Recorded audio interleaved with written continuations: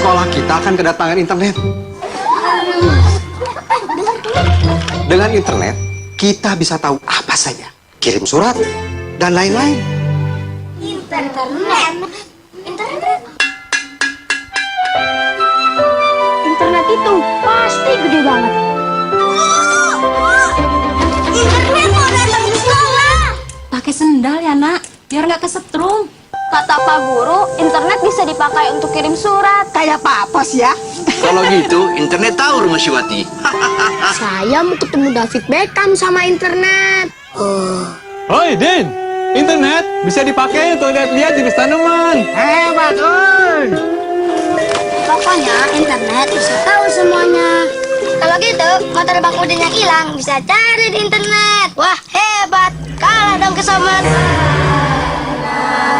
Malikin. Pak Ustadz, main internet nggak dosa kan? Sep, internet mau datang. Wah, kita kudu waspada dong. lawan dulu nih. Ah, pasti kamu kenalan cewek lain di internet. Insya Allah besok internet datang, Bu. Besok.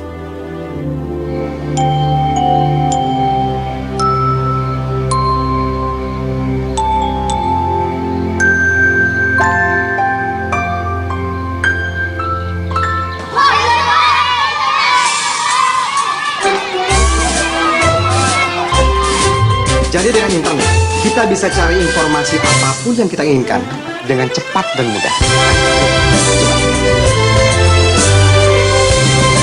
Biar di desa, kita bisa lihat dunia.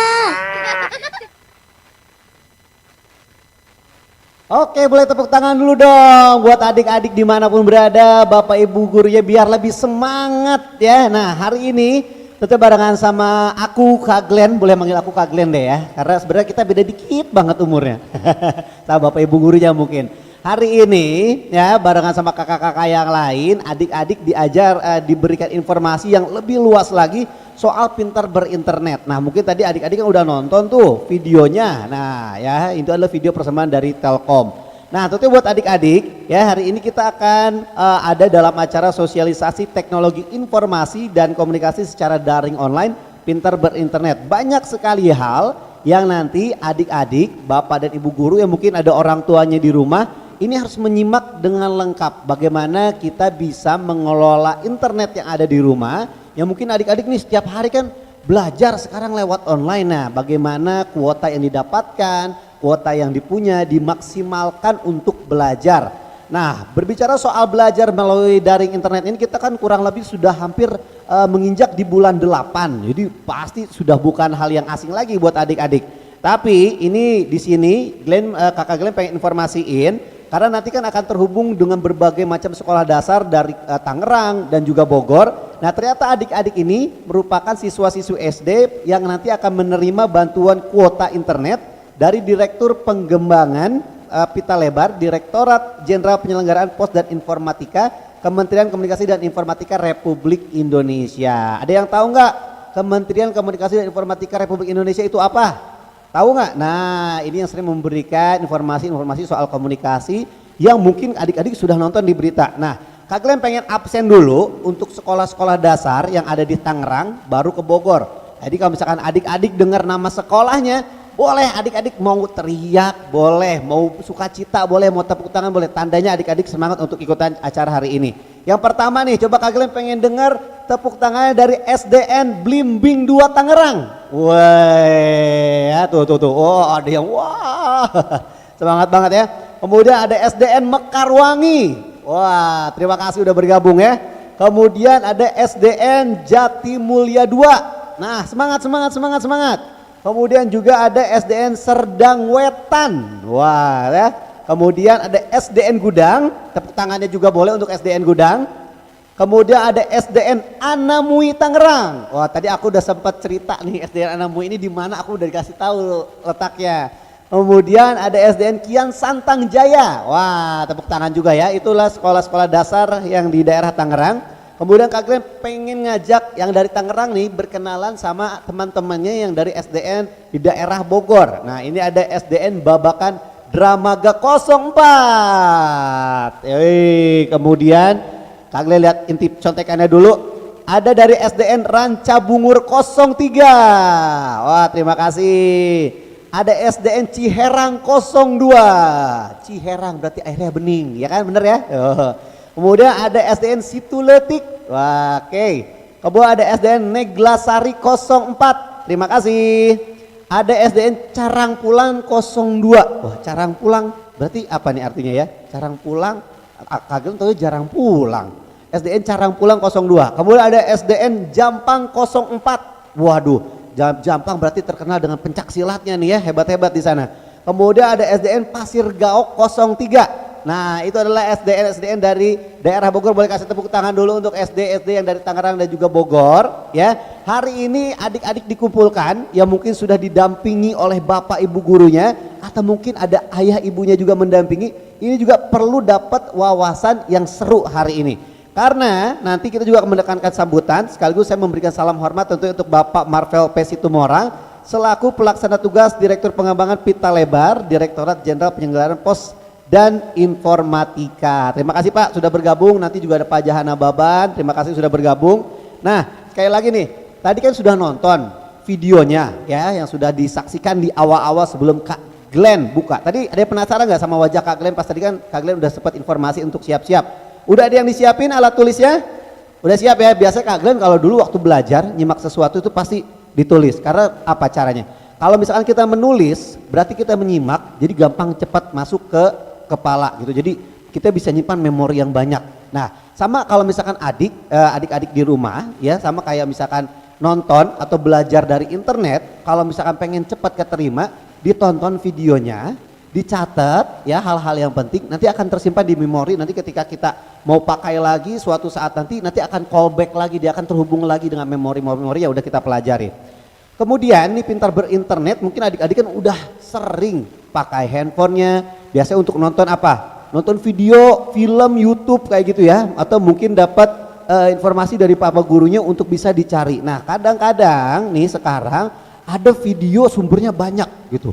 Ya ceritanya banyak, ada cerita yang lewat si A yang nyampein, ada yang cerita si B cara nyampein. Nah tapi sekarang dengan berinternet, internet sudah terbuka lebar, adik-adik punya waktu untuk bisa mencari informasi lebih banyak, digunakannya jauh lebih baik. Nah jadi bagaimana sih cara menggunakan internet yang pintar, nanti kita akan bahas bareng-bareng ya.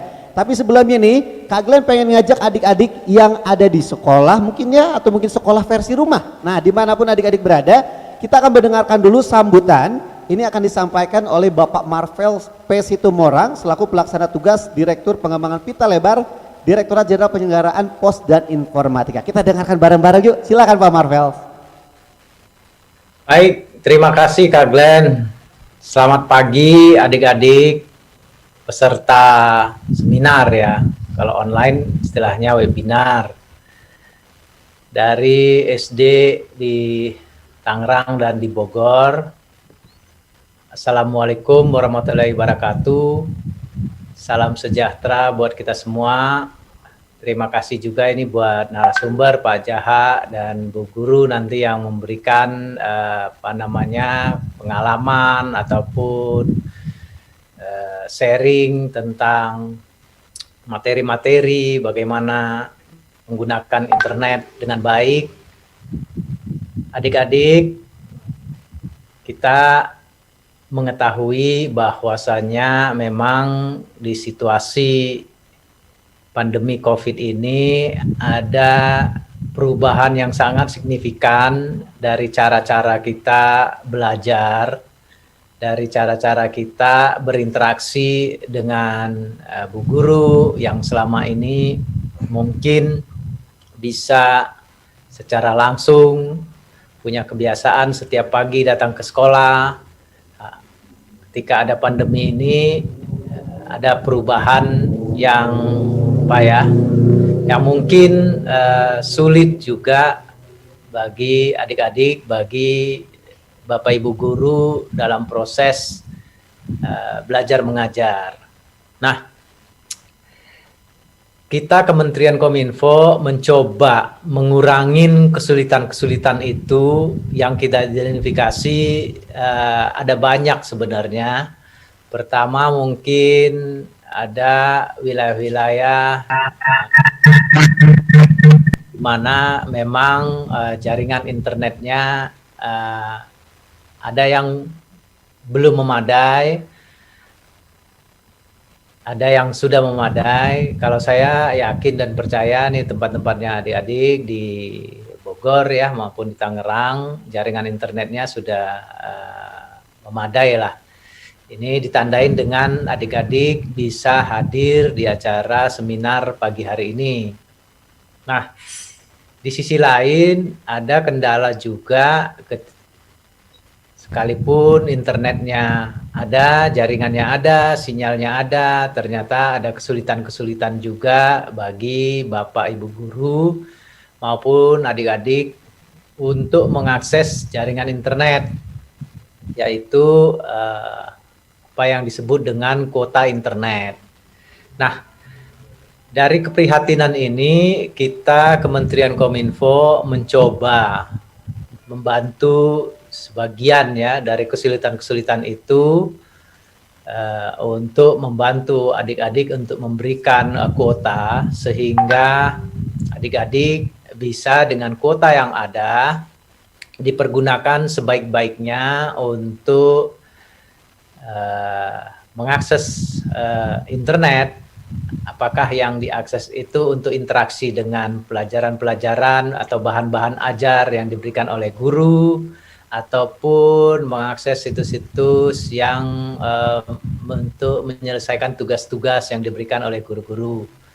Nah, pada kesempatan ini saya juga ingin menyampaikan kepada guru-guru ataupun orang tua yang membimbing adik-adik agar kuota internet yang diberikan kepada adik-adik dapat dimanfaatkan semaksimal mungkin untuk proses ajar mengajar. Sekali lagi saya sampaikan selamat mengikuti seminar ini, di mana ini nanti akan banyak hal yang disampaikan oleh Kak Jaja dan narasumber lainnya terkait dengan informasi-informasi yang bermanfaat bagi adik-adik, termasuk diantaranya bagaimana menggunakan internet dengan cerdas. Akhir kata, atas nama Kementerian Kominfo dan Informatika, saya mengucapkan banyak terima kasih kepada Kak Glenn yang menjadi moderator ataupun MC dan juga Kak Jaya dan narasumber lainnya. Semoga webinar atau seminar ini memberikan manfaat bagi kita semua. Demikian yang bisa saya sampaikan. Assalamualaikum warahmatullahi wabarakatuh.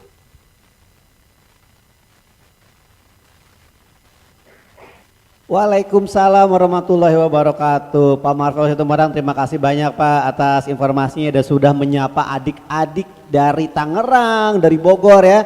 Itu tadi sudah disampaikan nih. Nah, jadi kalau misalkan adik-adik punya kuota internet mungkin yang sebelumnya dibelikan oleh orang tua dan insya Allah nanti akan diberikan oleh pemerintah, dipergunakannya secara baik.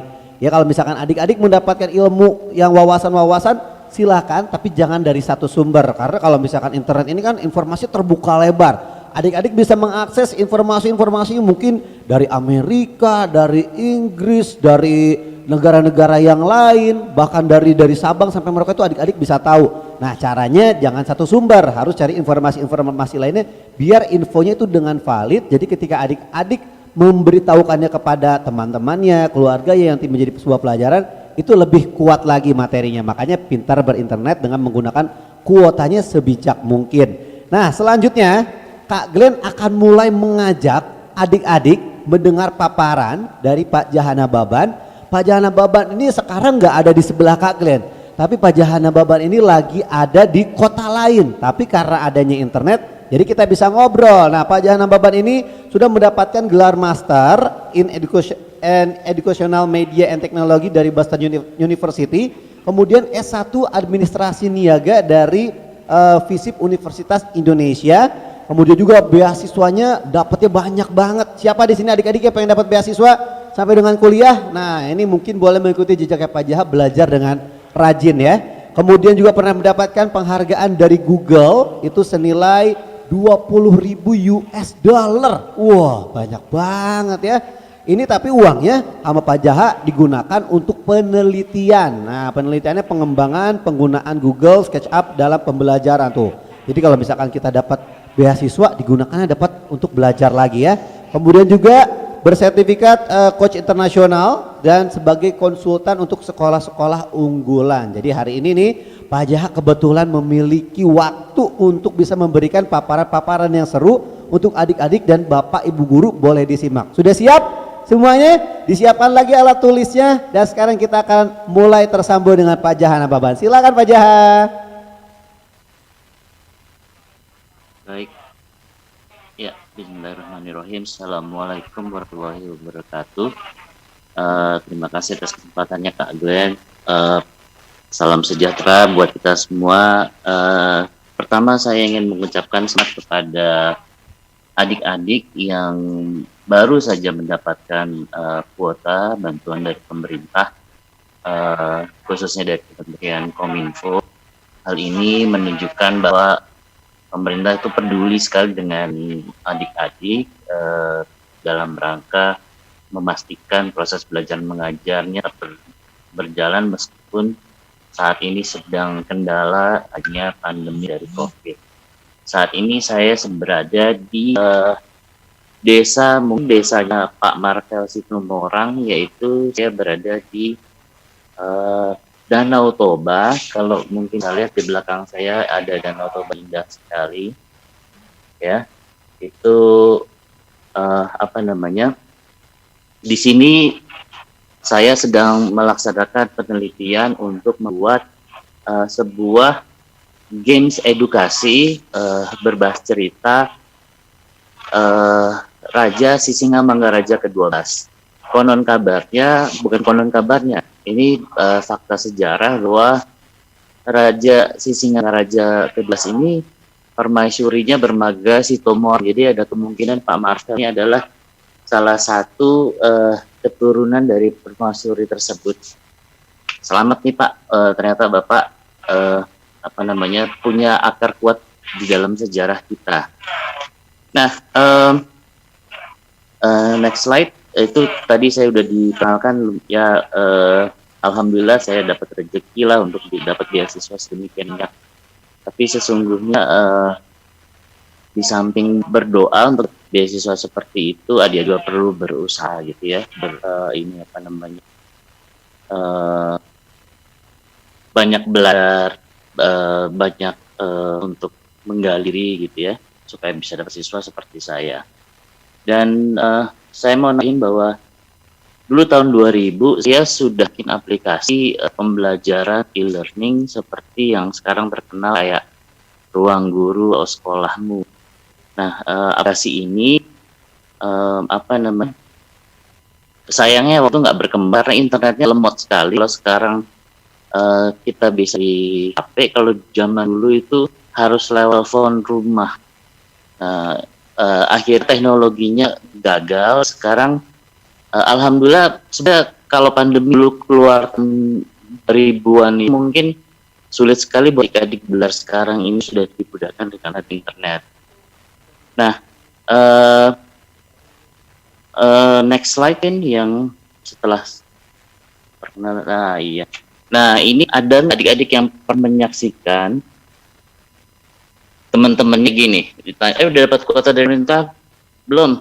Terus malah ngajakin mabar gitu. Ini bukan cerita bohong. Ada beberapa kasus di mana anak-anak yang sampai dimain orang tuanya dikasih kuota internet sama orang tuanya malah habis dipakai buat mabar. Nah, kasus seperti ini mengakibatkan orangnya marah. Orang tuanya itu susah-susah cari uang untuk untuk membiayai sekolah, termasuk cari dana tahan untuk memberikan kuota, tapi pakai maba. Nah, pemerintah pun begitu. Saat ini pendanaan pemerintah juga banyak digunakan untuk agar survive atau hasil keluar dari pandemi COVID ini. Nah, pemerintah menyisihkan sebagian itu untuk adik-adik. Nah, bayangkan kalau ternyata kuotanya buat mabar bukan belajar. Tahu nggak adik-adik bahwa itu sama dengan korupsi? Coba deh bayangin, seandainya ini adik-adik jadi orang tua, kerja keras, terus dikasih punya uang, sisanya banyak, lalu adik-adik ke anaknya adik-adik untuk beli kuota yang seharusnya untuk belajar dipakai mabar. Bagaimana perasaan adik-adik? Nah, begitulah pula perasaan orang tua adik kalau sesuatu yang dipercayakan kepada adik-adik malah adik buat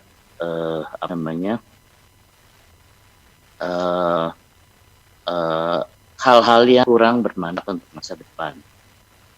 Nah, next slide. Calon sarjana ini subscriber 12 juta dan nyontek habis dari YouTuber negeri yang subscribernya cuma 500 ribuan. Nah, gara-gara itu dia halamannya dihapus. Terakhir kali saya lihat ternyata dia harus memulai kali YouTube-nya di nol.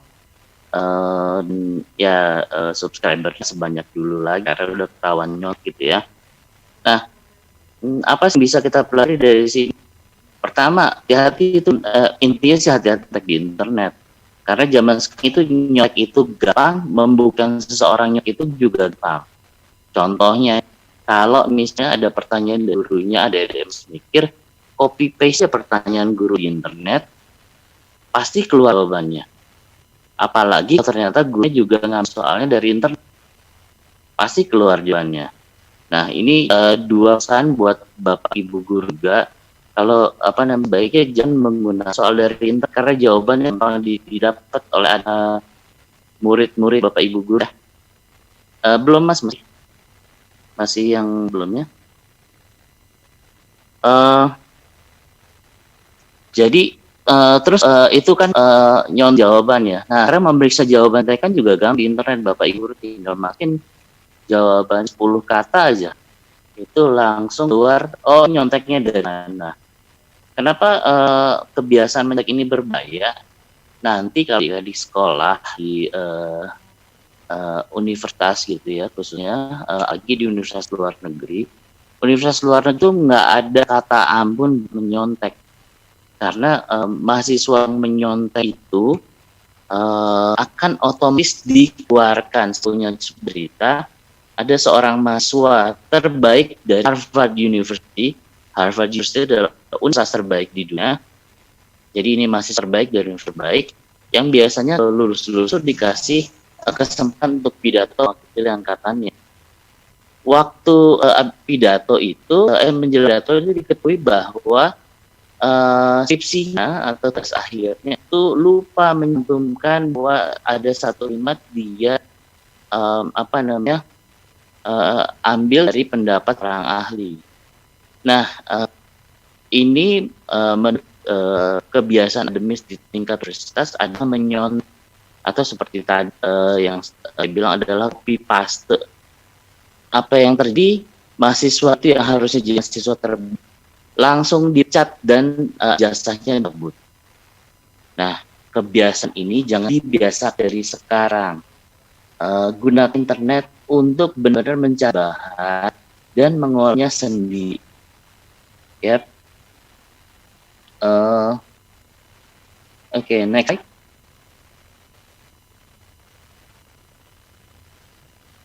Ya. Hati ya juga udah menyontek, udah memastikan soal nyontek itu juga ternyata itu juga bisa bohong. Ini ada 3 contoh ya. Yang paling bawah itu gambar ada cowok lagi mencet HP itu ada channel yang cepat sekali sampai mendapat jutaan subscriber, tapi ketahuan akhirnya. Dia bilang bagaimana HP yang dulu menjadi HP yang keren dengan mencet settingnya gitu. Dan banyak orang percaya, tapi orang akhirnya kok saya bayin gini nggak bisa gitu, nggak bisa, akhirnya marah gitu dan akhirnya subscribernya unsubscribe dan dia kembali lagi jadi dari bawah gitu ya. Terus ada Trum dan kerajaan 5 menit atau 5 minute crafts. Ini banyak sekali di channel-channel YouTube luar negeri yang membuktikan bahwa yang mereka lakukan itu bohong gitu. Misalnya bagaimana cara mencuci baju yang udah tinta gitu. Banyak orang nyoba ternyata nggak berhasil juga. Padahal waktu di video oleh mereka itu ketika baju bersihnya sebenarnya baju baru, bukan baju yang sudah diberikan. Sebagai contohnya, next slide.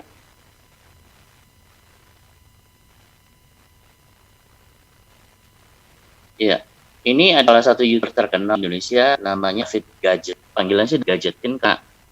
Channel namanya Gadgetin. Subscribernya lumayan banyak. Akhirnya dia ingin ngetes menurut Five Minutes Craft, dua channel lain, cara membersih casing HP itu mudah dengan gini. Kesimpulannya ternyata satu, barang-barang yang dibeli harganya lebih dari 100.000, sementara casing baru itu harganya paling 100.000. Jadi dia bilang, daripada ini mendingan beli casing baru. Kedua, setelah dites ternyata nggak ada yang berhasil. Jadi ini semua cuma bohong-bohongnya channel tersebut aja. Nah, karena itu penting sekali adik ketika menyaksikan sebuah sumber di internet, baik dari YouTube maupun dari situs-situs pendidikan, perlu dibanding dengan yang lainnya. Kenapa sih harus terjadi? Soalnya begini, waktu awal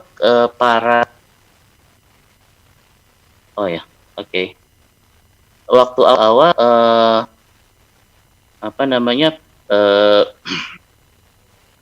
mereka ini sebenarnya bikin video bagus dan berkualitas, tapi Kak, subscribe-nya misalnya contohnya kerenan 5 menit tuh yang versi Inggrisnya subscriber udah 3 juta, sehingga mereka akhirnya harus memproduksi konten yang banyak dalam waktu singkat. Akhirnya mereka memilih membohong pemirsanya. Nah, ini yang mengakibatkan konten-konten di internet, di YouTube maupun dimanapun harus periksa terlebih dahulu sebelum adik-adik sumber untuk mengerjakan tugas di di sekolah. Next slide.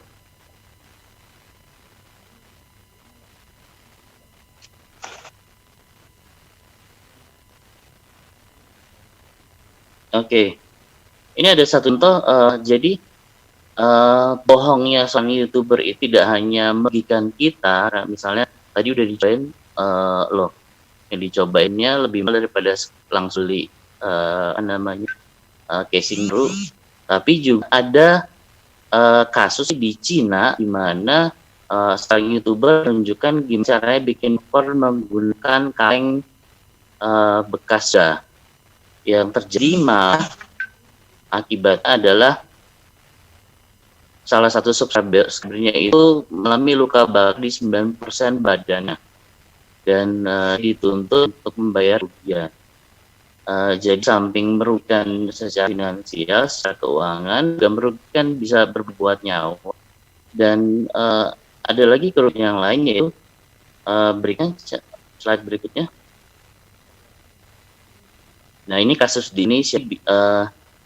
Jadi YouTube ini bilang bahwa pakai masker itu nggak penting, sanitizer dan lain nggak penting. Akhirnya diprotes oleh para tenaga kerja kesehatan, dan meskipun dia sudah minta maaf, tetap dipolisi. Nah, jadi pertama, internet itu kita hati-hati bisa merugikan kita secara keuangan, bisa mengakibatkan nyawa kita melayang, atau karir kita jadi terancam gara-gara seperti ini contohnya yang saya tampilkan ini. Oleh karena itu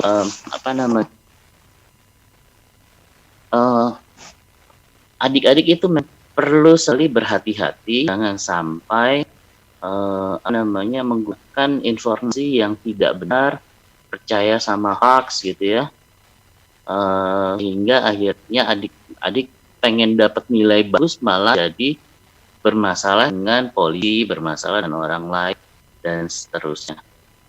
Nah, kalau gitu apa sih yang perlu kita lakukan agar kita bisa menjadi cerdas atau pintar berinternet hal berikutnya?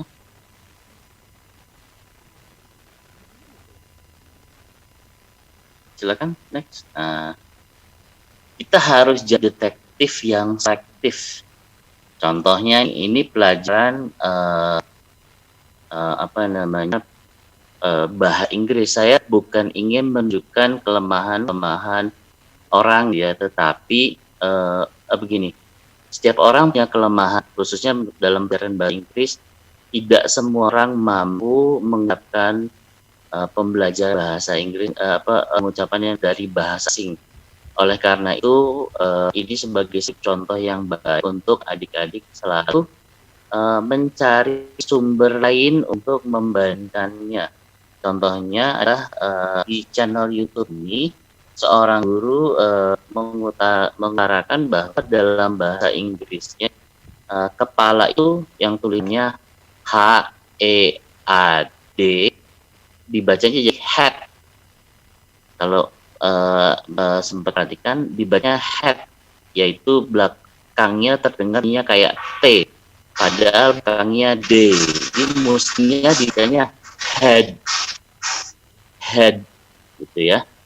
Nah, untuk cross-check itu gampang sebenarnya, di internet ada, yaitu Google Translate. Coba aja ketik kepala, terus muncul bahasa Inggrisnya, terus itu ada saya tunjukin kayak speaker, kalau klik keluar suara cara mengucapan. Nah, pintar bahasa Inggris ini nih bisa dipakai untuk mendengarkan bagaimana penutur aslinya mengucapkannya. Ini yang saya maksud dengan selalu cross check. Oh bener nggak kayak gitu? Coba cek yang lain, ya. Terus juga kebetulan di dalam video ini terjadi kesalahan penulisan.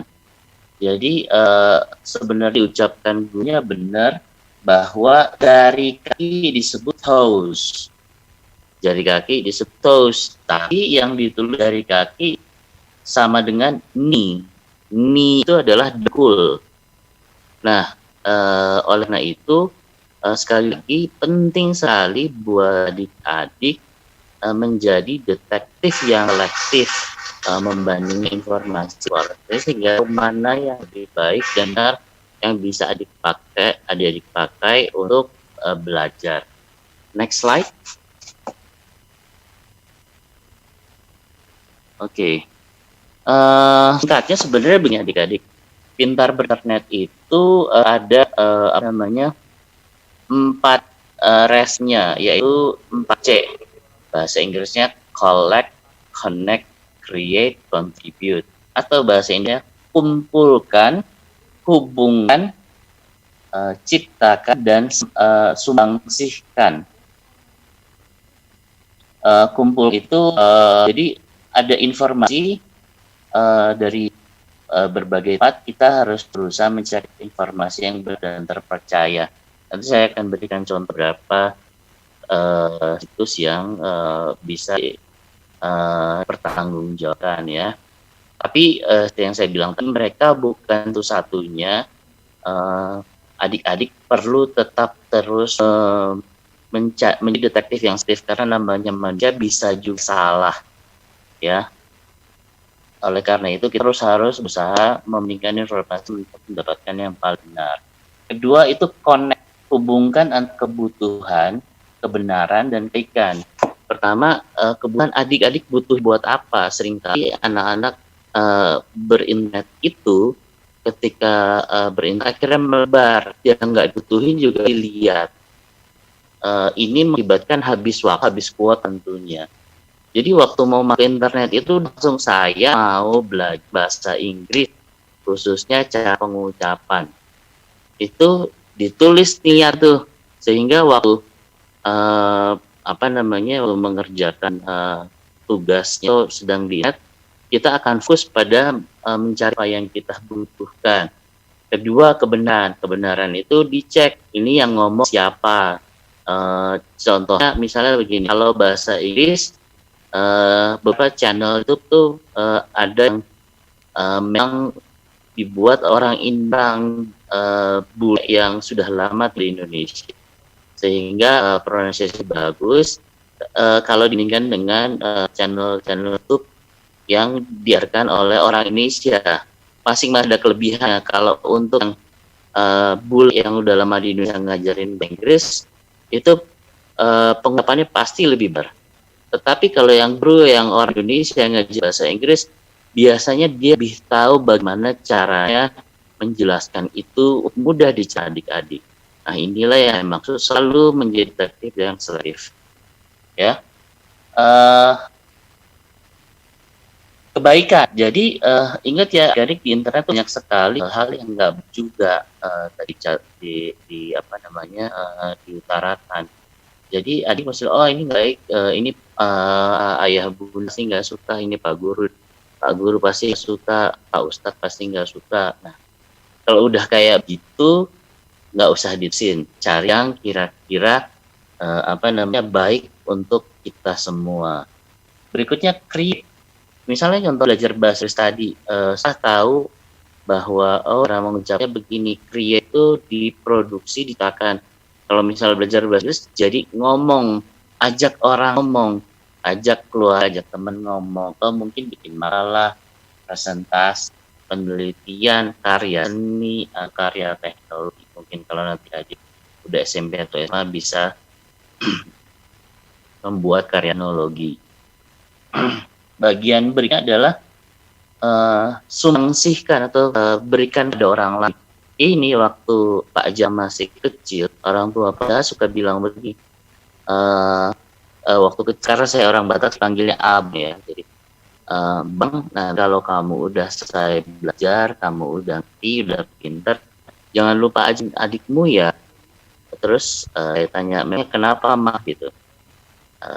Lalu saya atau mas saya bilang, soalnya kalau kamu belajarnya habis itu ngajar adik-adikmu, kamu pasti jadi lebih pinter karena kamu tahu apa yang, ternyata saya belum saya mesti belajar yang mana, atau ternyata saya sudah sangat mengerti sehingga adik saya ketika saya ajarin langsung paham.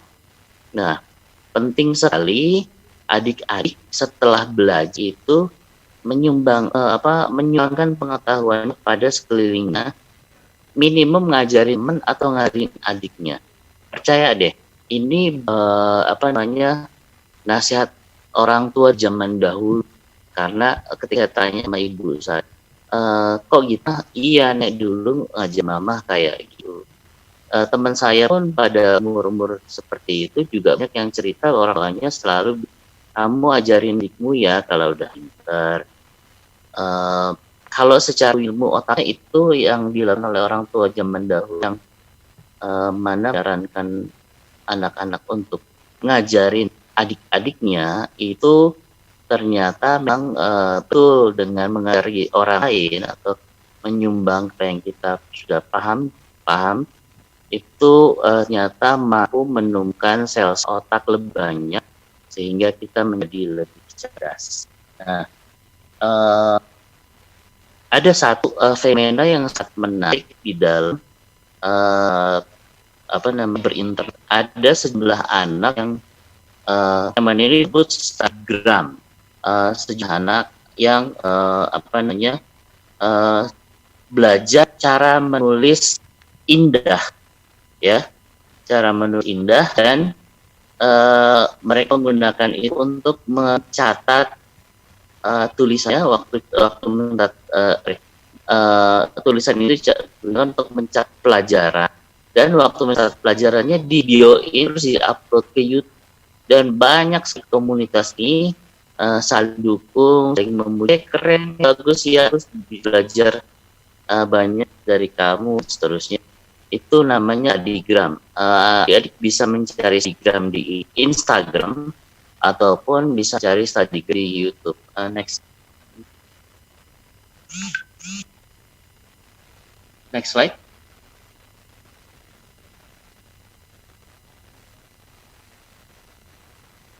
Next slide, Mas.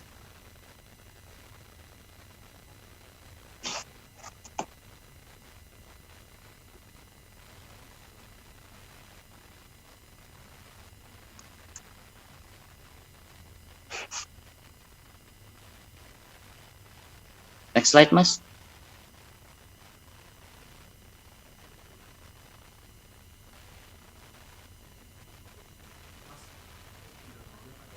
Iya, ini contoh studygram, ya. Jadi catatnya dibuat cantik sekali, bagus, estetik. Bikin catatan seperti ini sangat membantu otak dan rangka belajar. Tadi Kak Glenn kita bahwa kalau belajar tuh sambil ditulis, ini bisa bikin lebih masuk nancep otak. Bener Kak Glenn, itu salah satu prinsip otak belajar. Jadi adik-adik belajar sambil nulis, sambil suaranya diucapkan, itu yang terjadi ada kepala kita itu otak yang respon saat belajar itu jadi lebih banyak sehingga direkam lebih baik. Nah, apalagi kalau nulisnya dibikin catatan yang ini seperti ini, kan biasanya ketika adik memberikan guru biasanya kan nyata tuh berantakan, habis itu jadi catatan si indah seperti ini di satu itu nyam dilihat mata, terus adik-adik mengulang, dan terakhir waktu membuat tulisan ini butuh berapa kali narik goresan, memikirkan apa, terus mengatur komposisinya supaya enak dilihat, mudah diingat. Nah, itu berdampak sangat terhadap pertumbuhan sel-sel otak yang mendukung kecerdasan adik-adik. Nah, gunakan internet untuk memberikan sumber yang seperti ini, sehingga akhirnya YouTube, Instagram, sosial media itu jadi tempat yang sangat nyaman untuk kita semua belajar bersama.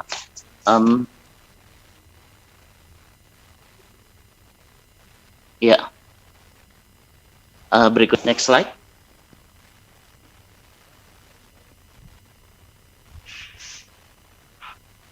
Ya, nah ini adalah sebelumnya balik dulu, ada yang kelupaan.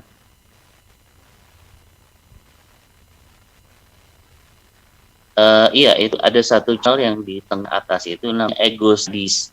Ego Studies itu kebetulan adalah channel dari putri saya yang saat ini baru lulus SD dan baru masuk ke MP.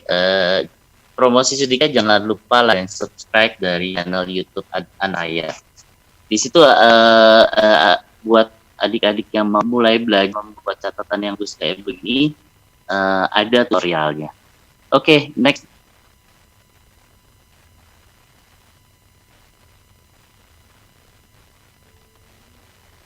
Ya. Ini beberapa channel YouTube dibuat baik. Contohnya sekolahmu, ada website, cuma saya lupa websitenya, boleh di Google. Untuk Bapak Ibu Guru, karena sekolahmu ini baik karena digas oleh Ibu Nada Shihab yang psikolog. Saya memperhatikan cara cara presenternya mempresentasikan gerak badan, tangan, ya, intonasi dan lain-lain itu sangat perhatikan secara psikologis agar tidak membuat bosan dan secara psikologi itu bagus sekali penanganannya, dan secara konten juga animasinya sangat baik. Sehingga ini lebih saya rekomendasikan di sini untuk adik-adik belajar dari tersebut, dan ibu guru juga bisa menggunakannya sebagai referensi. Zenius, Zenius yang berikutnya adalah ini lebih pada animasi. kalau animasi ini kenapa saya rekomendasikan dibandingkan ya banyak guru ngomong, karena ini di animasi itu ketika jadi kesalahan kita protes, sebenarnya salah loh, cara cara menerangnya, mereka akan dengan mudah menggantinya karena animasi. Kalau orang itu akan repot karena harus dipanggil lagi, di syuting lagi. Syuting satu video itu bisa berkali-kali, memakan waktu yang cukup lama. Nah, oleh karena itu untuk yang animasi akan lebih mudah jaga kualitas isinya. Yang terakhir itu ada Institute of Visual, itu ada komunitas guru-guru yang sering berbagi tentang bagaimana mengajar selama PJJ. Jadi semacam di samping guru-guru juga guru-guru misalnya kenalan ya seorang pakar, mereka juga untuk memberikan sharing di situ. Salah satu yang sharing itu adalah seorang coach yang bersertifikat internasional dan merupakan coach paling mahal se-Indonesia. Guru saya namanya Blira. Itu beliau sharing tentang bagaimana guru bisa menjadi coach bagi muridnya. Bapak Ibu guru bisa menggunakan ini sebagai referensi untuk meningkatkan kualitas belajar dan mengajarnya. Di samping itu juga program dari Minfo yang namanya Dukung Guru Digital saat ini berjalan, sudah berjalan masuk ke batch kedua, yang mana guru-guru didampingi para relawan mahasiswa, yang kebetulan saya adalah pembina para relawannya. Dan pengalaman itu sebenarnya yang bisa kita diskusikan adalah ternyata banyak sekali kendala dialami oleh guru murid di daerah khususnya, dan saat ini saya sangat mengalaminya karena saya di daerah yang jauh dari kemodernan, dan saya menggunakan internet yang tidak seperti di rumah stabil, tapi akhirnya juga bisa melakukan pembelajaran. Nah, itu untuk si kedua untuk didiskusikan. Next slide.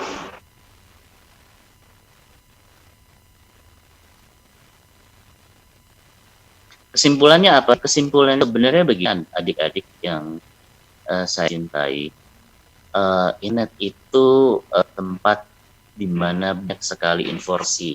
Sayangnya semua informasi itu ada yang buruk juga. Yang buruk itu dapat mencelakakan kita, menyebabkan kerugian pada diri kita. Oleh karena itu, adik-adik harus mampu menjadi detektif yang selektif. Caranya bagaimana? Caranya tadi saya kasih rumus yang mudah, yaitu 4C. Collect, connect, create, contribute. Kumpulkan, hubungkan, ciptakan, dan sumbangkan. Dua proses itu, ciptakan dan sumbang, adalah proses yang penting dalam pembelajaran. Kalau adik sudah belajar sesuatu, tapi disimpan saja, tidak untuk membuat sesuatu, maka akan cepat hilang. Oleh karena itu, diingat adik-adik, untuk bisa pintar di internet, rumusnya gampang. Jadilah detektif yang selektif dan gunakan 4C. Collect, connect, create, contribute, atau kumpulkan, hubungkan, ciptakan, sumbangkan. Itu aja dari saya. Terima kasih atas kesempatannya. Semoga 20 tahun datang ini kita melihat jago-jago internet yang mengharumkan nama bangsa Indonesia. Saya rasa itu. Terima kasih atas kesannya. Saya kembalikan kepada moderator Kak Glenn. Terima kasih banyak Pak Jahana Baba yang ada di Danau Toba. Wow, enak banget ya kalau misalkan bisa jalan-jalan ke sana sambil dapat tugas, jadi bisa nikmatin kerjain tugasnya sambil bisa menikmati sesuatu alam yang sangat luar biasa sekali. Tapi kalau misalkan adik-adik nih, ini sedikit informasi selipan aja ya. Adik-adik tahu gak kenapa terbentuknya Danau Toba? Nah, kalian boleh cek di internet ya. Ini adalah salah satu peristiwa bersejarah untuk dunia. Jadi bukan Indonesia doang. Karena meletusnya Gunung Toba itu akhirnya melahirkan Danau Toba. Jadi kalau misalkan mau cerita lengkapnya, kamu boleh cek nanti di internet ceritanya meletusnya Gunung Toba. Nah, itu seperti itu seru banget ya. Oke, nah sedikit informasi juga dan sedikit wrap up gitu ya, kalau misalkan bahasa Inggrisnya berarti bungkus. Nah, tadi ada beberapa hal yang sudah diberikan oleh Pak Jaha ini ternyata sudah Kak Glenn lakukan. Nah, ini adik-adik di rumah udah coba lakuin juga belum? Nah, tapi yang paling pertama nih yang Kakak Glenn pengen ingetin, ada yang namanya korupsi. Ya, korupsi itu banyak banget macamnya. Ada korupsi uang, ada korupsi waktu, ada korupsi informasi, ada korupsi internet ternyata. Semua hukumnya sama, akan ada hukum pidana, ada yang dirugikan. Nah, jadi kalau misalkan buat adik-adik yang merasa mendapatkan fasilitas secara gratis yang diberikan cuma-cuma oleh pemerintah, oleh kantor adik-adik nanti kerja, mungkin oleh orang tua. Jadi jangan sampai dipergunakan untuk hal-hal yang tidak baik karena harus dipertanggungjawabkan.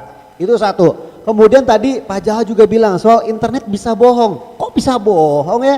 Karena saat ini banyak sekali ya orang-orang yang mengupload, yang membagikan berita hanya untuk kepentingan dirinya sendiri, tapi bukan untuk kepentingan orang lain. Nah, makanya nih tadi Kak Glenn udah bilang kalau adik-adik dapat informasi kumpulin sebanyak-banyaknya, kemudian disaring. Boleh jadi dibandingkan berita satu sama berita lainnya, pelajaran satu sama pelajaran lainnya yang adik-adik dapat dari internet.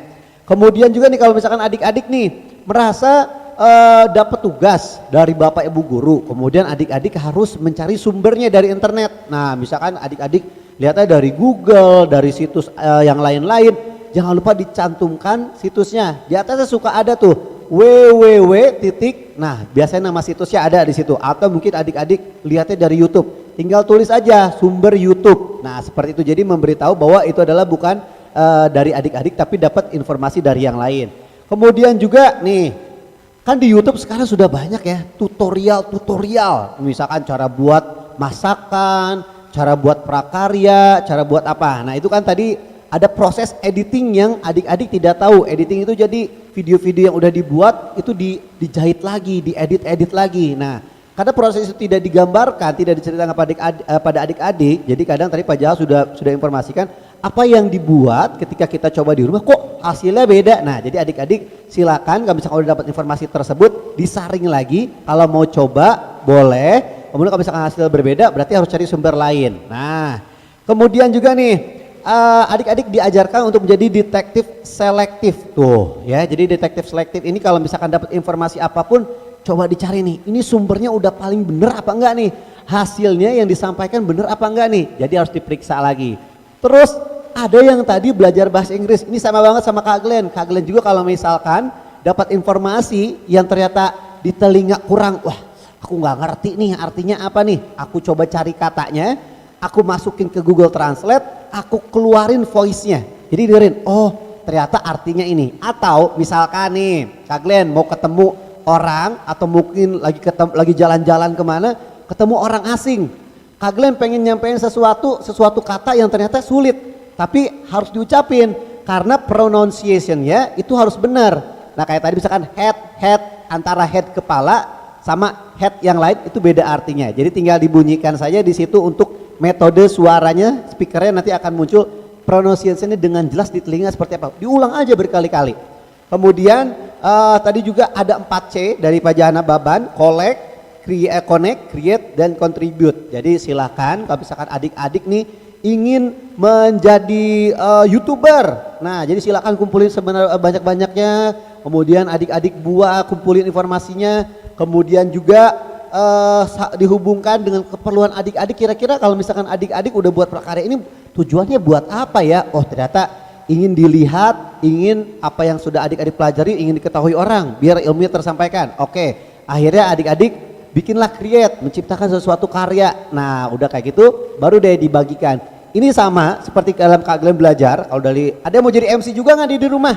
Nah, atau mungkin gimana ya caranya biar bisa percaya diri ngobrol di depan orang, atau mungkin adik-adik suka bercerita gitu depan orang-orang, itu ada belajarnya. Nanti Kak Glenn juga bikin video soal tutorial bagaimana adik-adik bisa menjadi master of ceremony, jadi pembawa acara, nanti bisa lihat di YouTube Kak Glenn. Nanti belum sekarang, nanti Kak Glenn buat dulu ya. Nah Kak Glenn juga masih punya tips buat adik-adik gimana caranya ngerekam sesuatu ya, mungkin mau jadi YouTuber atau mungkin jadi kameramen dengan sesuatu tapi tanpa editing. Gimana caranya? Nanti Kak Glenn kasih tahu. Tapi sebelum Kak Glenn kasih tahu, Kak Glenn pengen ngajak adik-adik yang ada di rumah ya untuk bisa menyaksikan video yang satu ini. Nanti juga kita akan ngobrol lagi sama Pak Jaha Nababan, jadi Pak Jaha jangan kemana-mana ya.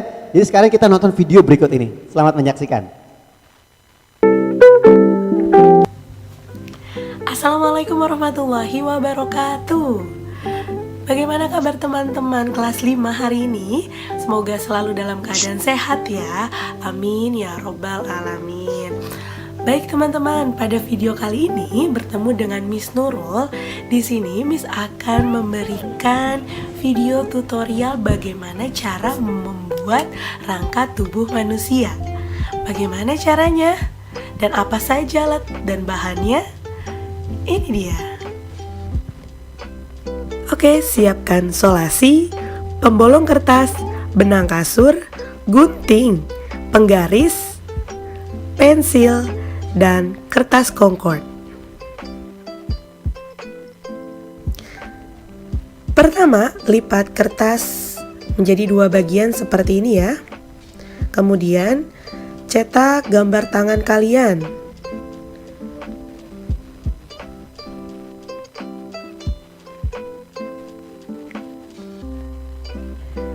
Kemudian, cetak juga gambar kaki kalian ya.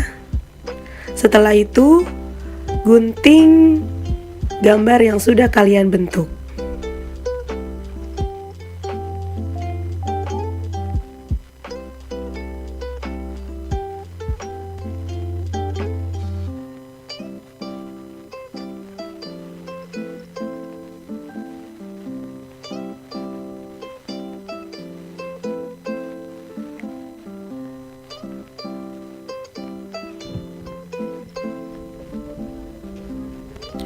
Kemudian lipat lagi kertas menjadi 2 bagian. Setelah itu gambarkanlah gelang pinggul seperti gambar yang ada di buku kalian atau yang Miss gambar ya.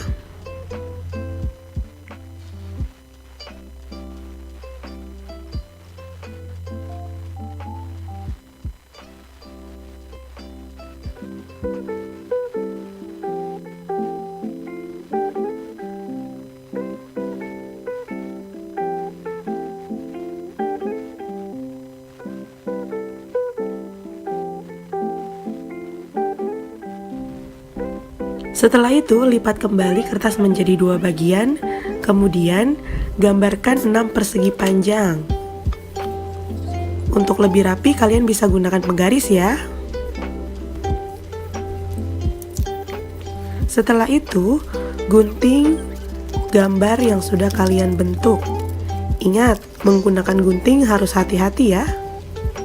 Oke, bagian badan, tulang rusuk sudah jadi. Lanjut untuk membuat anggota gerak atas ataupun bawah. Sekarang buat tangan dan kakinya ya.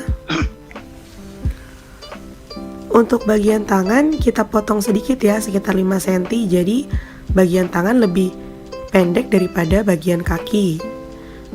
Buat tulang lengan atas dan tulang hasta ataupun tulang pengumpil. Setelah itu gunting.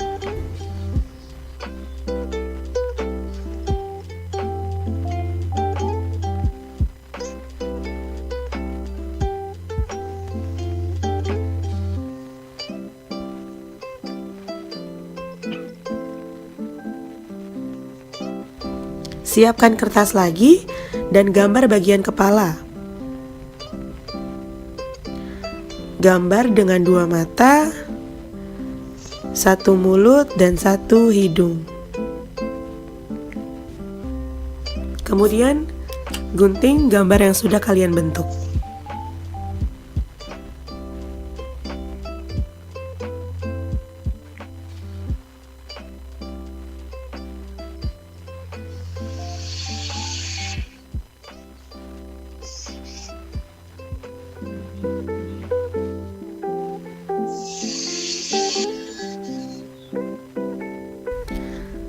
Lipat kertas secara memanjang untuk dijadikan sumbu tubuh. Kemudian, bolongkan semua bagian rangka yang sudah kalian bentuk. Tempelkan kepala, badan, dan gelang pinggul pada sumbu tubuh. Bisa menggunakan solasi ataupun lem kertas ya.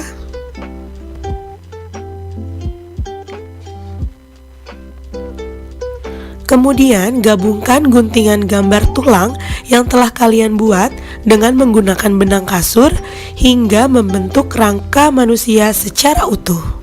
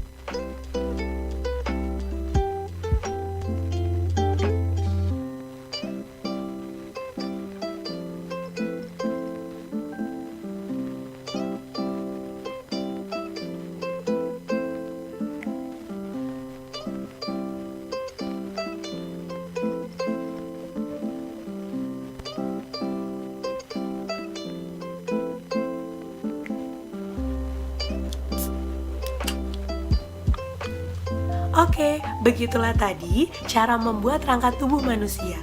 Sekarang kalian coba ya buat di rumah. Ayo lakukan dan ayo berkreasi. Tetap jaga kesehatan ya. Sampai berjumpa di lain kesempatan. Wassalamualaikum warahmatullahi wabarakatuh. Wih, keren kan tuh. Itu tutorial yang bermanfaat. Jadi kalau misalkan adik-adik nih mau jadi YouTuber, bisa dari bikin tutorial-tutorial sesuatu yang tadi udah disampaikan tuh. Itu dari Kominfo TV.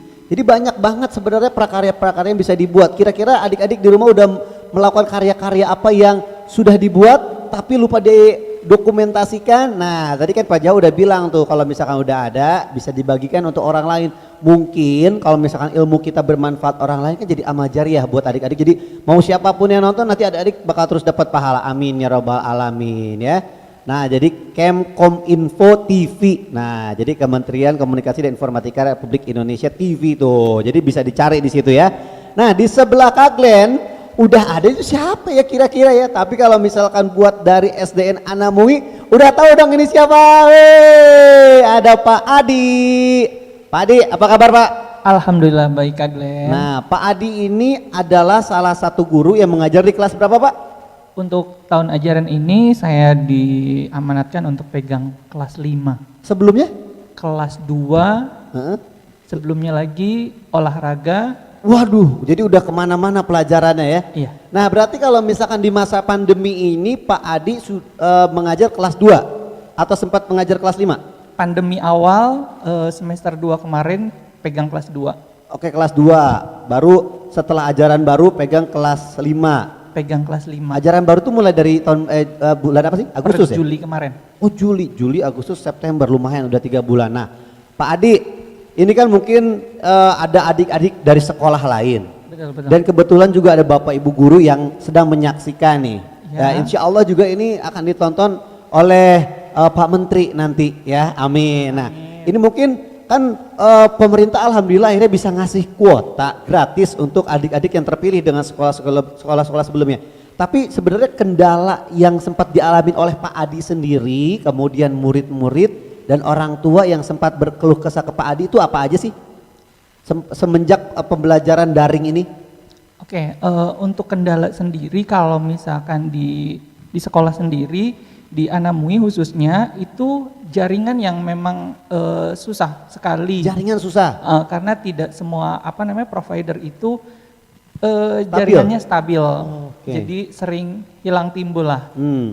Apalagi di sekolah sendiri sangat-sangat sulit kalau misalkan mau berkomunikasi itu harus keluar ke lapangan atau cari di kebun Oh, jadi harus menjauh dari kantor atau lingkungan sekolah. Oke, itu satu. Kemudian Yang kedua orang tuanya, karena sekarang justru ke orang tuanya nih. Iya, jadi orang tua di sekolah itu memang rata-rata kan buruh kasar semuanya, penghasilannya memang rata-rata keluarga prasejahtera. Jadi memang sangat sulit sekali kalau misalkan untuk membeli kuota yang berlebihan gitu, hanya sebatas untuk kadang-kadang dia membeli hanya paket chatting. Oke. Ya, Gitu. jadi cuma bisa mungkin agar bisa ngobrol sama tetangganya, Betul, hanya bisa betul. mengabari sanak sekolah keluarganya gitu ya. Kemudian itu masalah dari orang tua. Kemudian ada mungkin keluhan-keluhan lain dari orang tua selain soal kuota tadi. Kalau keluhan orang tua sih rata-rata sih karena memang kondisinya memang serba dadakan ya, nggak ada persiapan apapun, jadi suka tidak suka, mau tidak mau mereka harus mengikuti semua aturan yang memang harus semuanya harus tetap berjalan gitu. Oke, nah ini mungkin untuk Bapak Ibu guru yang mengalami hal yang sama dan aku yakin juga nih, kan pemerintah juga ngelihat. Karena kita transisi perubahan metode belajar yang sangat dadakan, tanpa ada persiapan. Bapak Ibu guru harus menyiapkan serba cepat, harus bisa menyesuaikan juga dengan adik-adik yang murid-muridnya harus tetap belajar. Orang tuanya pun kan kadang berpikir, aduh udah bayar sekolah, masa nggak berangkat ke sekolah, nggak ketemu gurunya, ya kan? Tapi guru tetap bertanggung jawab memberikan pendidikan. Nah, apa yang dilakukan Pak Adi awal-awal ketika masa pandemi ini memberikan pengertian ke orang tuanya seperti apa sih? Jadi di awal tahun ajaran baru kita ada kontrak kerjasama dulu sama orang tua. Oke. Mau seperti apa nih? Karena Ini Pak Adi datang ke rumah atau orang tua datang ke sekolah atau by phone? orang tua dihadirkan datang ke sekolah. Oke. Pada saat awal tahun ajaran baru itu. Jadi dengan masa pandemi ini kita mau melakukan pembelajaran seperti apa? Karena semuanya memang serba sulit, serba dadakan, semuanya serba nggak nyaman, serba nggak enak. Jadi di awal tersebut kita ada win-win solution, mencari solusi bagaimana semuanya bisa berjalan dengan baik tanpa ada yang harus merasa kesal atau gimana. Yang pertama kebetulan kan kalau di saya sekolahnya negeri, jadi semuanya tidak berbayar apapun. Oke, Jadi, alhamdulillah. Ya alhamdulillah. Jadi ketika harus pembelajaran jarak jauh, sekalipun sekolah saya itu paling pinggir perbatasan antara Tangerang dan Bogor, ibaratnya tidak terkontaminasi lah terkait COVID-19 ini. Cuman karena berhubung kebijakan pemerintah harus tetap melakukan pembelajaran jarak jauh, itu kami lakukan, kami ikuti karena yaitu nanti khawatir ketika kita melakukan kegiatan tatap muka di sekolah ada klaster baru, klaster sekolah. Ya, kita tidak tahu ya. Ya, kemudian kita informasikan, sampaikan ke orang tua. Ada beberapa alternatif pilihan, ada pembelajaran daring, luring atau tatap muka kombinasi. Luring itu apa sih? Luar jaringan. Oh, luar jaringan. Ya, jadi kemudian disampaikan plus minusnya seperti apa dan disepakatin untuk daring. Daring. Nah, ketika sudah sepakat daring, kita mau pakai platform apa nih?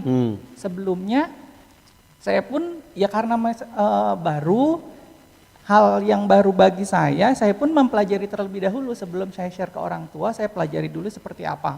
Nah, setelah dipilah-pilah dari yang namanya Google Meet, kemudian Classroom, dan alhasil saya pilih Zoom Meeting untuk interaksi pembelajaran saya dengan murid-murid di rumah. Pakai Zoom Meeting pertama. Pakai Zoom Meeting.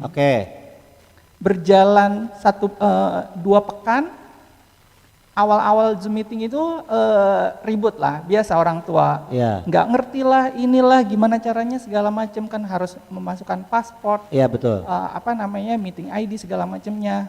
Saya sampaikan, ibu cukup klik linknya saja, nggak usah repot-repot, tinggal klik, tinggal lihat di handphonenya. Nah, berhubung terkendala jaringan di lingkungan sekolah dan rumah siswa tersebut memang sulit, jadi itu tidak efektif. Itu kurang efektif jadi Zoom Meeting. Kurang efektif karena nggak support sinyalnya. Nah, alhasil ya sudah orang tua kemudian menyampaikan keluh kesahnya, coba kembali ke model sebelumnya, sebelum awal-awal masa pandemi. Jadi cukup penugasan lewat WhatsApp. Jadi nanti kalau misalkan ada peserta didik yang memang perlu ada penjelasan lebih, gurunya video call. Oh, oke. Gitu. Jadi dibiarkan murid-muridnya belajar dengan buku yang dimilikinya. Kalau misalkan nggak ngerti baru ngabarin Pak Adi. Betul. Oke. Seperti itu. Sekarang sistemnya sudah seperti apa? Masih seperti itu atau sudah berubah? Untuk saat ini pakainya ya penugasan by WhatsApp, video call. Tapi kalau misalkan ada evaluasi, saya buat Google Form untuk anak-anak bisa ngisi link itu langsung gitu. Jadi nilainya pun nanti bisa saya langsung koreksi. Oke. Nah, yang mungkin dicermati di sini kan setiap Bapak Ibu guru memiliki pemahaman, memiliki metode dan juga cara menjelaskan yang berbeda-beda sama murid-murid ya. Jadi mungkin Bapak Ibu guru yang di sini bisa mencoba mencontoh Pak Adi. Nah, Pak Adi, ketika menjelaskan kepada murid-murid ini kenapa sih harus daring, kemudian kenapa sih adik-adik ini harus tetap belajar, apa yang disampaikan oleh Pak Adi? Ketika awal ketemu sama orang tua, wali murid di kelas 5 itu, saya sampaikan bahwasannya masa anak-anak ini nggak bisa diulang. Oke, masa anak-anak tidak bisa diulang. Jadi suka tidak suka kita harus tetap melaksanakan pembelajaran ini. Karena anak Bapak Ibu semuanya yang sekarang duduk di kelas 5 harus tetap mendapatkan pembelajaran yang maksimal. Karena kalau misalkan nanti dia tahun depan naik ke kelas 6, kemudian materi di kelas 5-nya dia tidak kuasai, anggap dia sudah punya bolong-bolong. Jadi kalau ibaratnya pondasinya nggak kokoh, kurang kuat. Yeah. Jadi nanti hasilnya nanti kan dampaknya ketika nanti dia dewasa, ketika nanti dia masuk ke jenjang sekolah yang lebih tinggi, ya cuma numpang lewat doang sekolahnya gitu. Jadi yang kasihan itu sebetulnya nanti orang tuanya yang harusnya dia memetik buah investasi dari anaknya, ini karena dengan masa pandemi yang kemudian orang sudah mulai jenuh, acuh tak acuh, mengabaikan tugas-tugas yang dari sekolah atau guru yang sudah berikan sedemikian rupa, yang dirugikan sebetulnya anak-anak. Makanya saya sampaikan ini kembali lagi, ini pilihan orang tua, anak ibu masanya tidak bisa diulang, silahkan pilihan itu kembali lagi pada orang tuanya. Oke, nah mungkin ini Bapak Ibu guru kan kalau misalkan kelas 5 itu berarti sudah enak lah ya diberikan penjelasan ya. Tinggal bagaimana cara komunikasinya yang disampaikan kepada murid-murid ini mulai mau di kelas 1, 2, 3, 4, 5. Gimana cara Bapak Ibu guru dan orang tua bisa menyampaikannya biar anak bisa ngerti. Tinggal seperti itu. Jadi karena tidak bisa dilewati 1 tahun untuk tidak belajar tapi harus tetap belajar. Jadi harus diberikan pengertian lagi, apapun yang dipelajari itu nanti harus dilewatkan karena ketika berganti tahun udah beda lagi pelajarannya. Betul sekali. Nah, kemudian nih kemarin kita sempat lihat di sosial media bahwa banyak sekali orang tua ya rata-rata mungkin ibu-ibu yang mengajarkan anak-anaknya di rumah ya kan. Ya mungkin kadang dia harus karena tidak terbiasa jadi ya stres. Kemudian suka marah-marah. Saya juga mengalami. Akhirnya saya selama ngajarin anak saya udah bisa naik 3 oktav. Hampir mirip suara saya sama Judika. Untuk nada tinggi, kalau nada tinggi hampir mirip. Nah sebenarnya mungkin kalau pesan dari Pak Adi nih, bagaimana biar orang tua di rumah dan mungkin Bapak Ibu juga ya bisa mengajarkan dengan metodenya Pak Adi yang ibaratnya santai, sabar. Karena kan setiap anak mendapat cara menangkapnya beda-beda. Kalau misalkan versi Pak Adi ini gimana sih cara ngajarinnya? Menghadapi misalkan anak-anak yang tidak cepat mengerti gitu. Berkenaan sama anak, kemampuan anak itu kan pastinya berbeda-beda. Ya. Latar belakang orang tuanya, kemudian asupan nutrisinya itu sangat mempengaruhi tumbuh kembang anak dan daya tangkap anak dalam menerima informasi yang disampaikan oleh guru maupun dari manapun itu. Jadi intinya kita tetap menghargai kemampuan anak sejauh mana tanpa target-target yang memang sudah ditentukan oleh kementerian itu sendiri sampai akhirnya ada kurikulum masa pandemi. Jadi banyak sekali penyesuaian-penyesuaian yang memang kita harus melihat dari berbagai aspek sudut pandang, tidak bisa melihat segala sesuatunya dari versi guru punya capaian target seperti ini, anak harus mau tidak mau, suka tidak suka harus sampai. Jadi kita lihat kemampuan anaknya. Kalau misalkan dia memang concern atau memang suka dalam bidang SBDP misalkan, dia sangat mahir sekali gambar, kemudian bisa berkreativitas, itu kita beli penilaian yang khusus bahwa anak tersebut memang kemampuannya di bidang seninya yang menonjol. Ada anak yang memang mampu secara kognitif, hitung-hitungannya jago, IPA-nya, hafalannya jago. Oh, berarti memang dia kemampuannya di bidang itu. Ketika kita memaksakan anak yang tadi mampu di bidang seni untuk menyukai atau suka di mata pelajaran matematika, itu sangat sulit sekali kita untuk menarik anak atau memaksakan anak untuk menyukai pelajaran yang memang dia tidak sesuai dengan passionnya. Intinya seperti itu. Jadi maksudnya mungkin di sini Pak Adi menyampaikan bahwa Bapak Ibu guru jangan terlalu menyamaratakan ya dari adik-adik ini untuk bisa sama dengan kemampuan diseragamkan gitu ya. Jadi karena setiap anak itu pasti punya kemampuan yang berbeda-beda. Jadi kalau misalkan unggul di A belum tentu unggul di B, A-nya diasah biar lebih bagus lagi. Tapi jangan lupa juga di B-nya tetap dikasih sedikit-sedikit biar dia tetap belajar gitu ya Pak Adi ya. Oh, jadi mungkin buat orang tua juga ini sama aja sebenarnya, orang tua dan Bapak Ibu guru seperti berkenalan sama murid-murid ini lebih detail lagi ya, paham dengan karakter murid.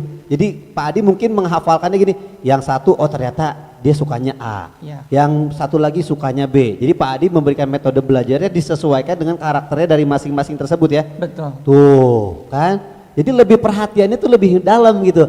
Sebenarnya Glenn juga ingat pesan yang sempat lihat postingnya, bukan postingan sih, YouTube-nya dari Deddy Kobusier saat dia mengajarkan si putranya, karena putranya ini bukan Deddy Kobusier tapi Panji Pragiwaksono, karena si anaknya ini yang laki-laki itu dia pintar digambar tapi di hitung-hitungannya kurang. Akhirnya Mas Panji ini justru lebih mengasah menggambarnya dia, karena mungkin ini balik lagi karena kita tidak bisa memaksakan hal yang tidak disukai. Kadang kalau misalkan anak-anak justru malah nanti akan bertabrakan, malah menimbulkan mungkin efek-efek yang tidak bagus kayak males kayak gitu-gitu, takutnya yang lain jadi gak belajar gitu ya. Jadi tetap ada persuasif dari guru dan juga orang tua harus tetap kerjasama gitu ya Mas Adi ya. Intinya terkadang orang tua di rumah pun tidak melihat potensi itu. Maunya dia, harapan dia sih bisa berprestasi semua mata pelajaran yang memang disajikan di sekolah itu dia dikuasai anak sama anaknya itu sendiri. Cuman kan harusnya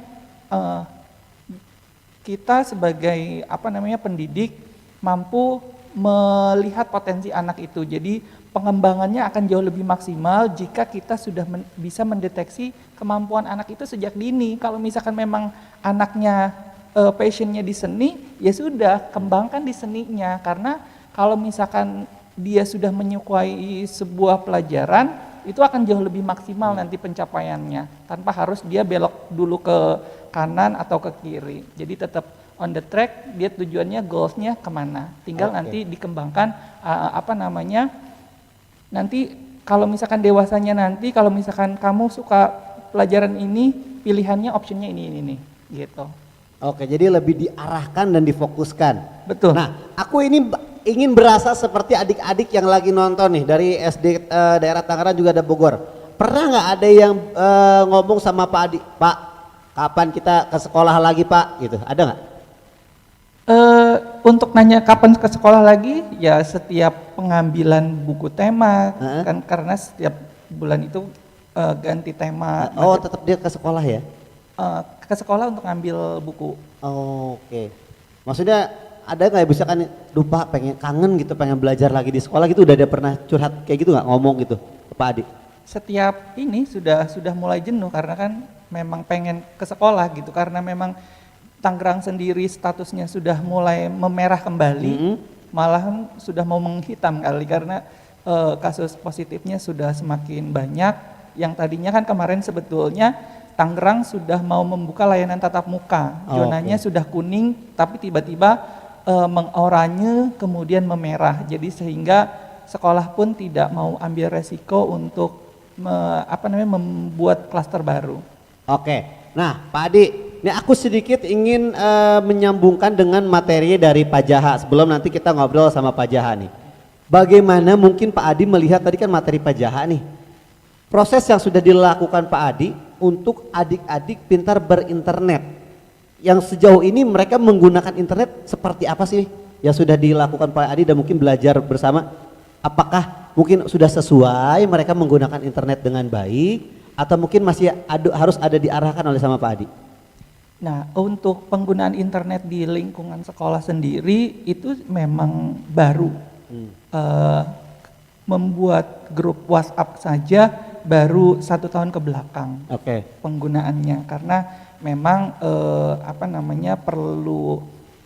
perlu effort tersendiri buat yaitu menggalakkan bahwasannya kan kalau sekolah sih kita dengar ada gerakan literasi, bahwasannya sebetulnya literasi itu banyak ragamnya.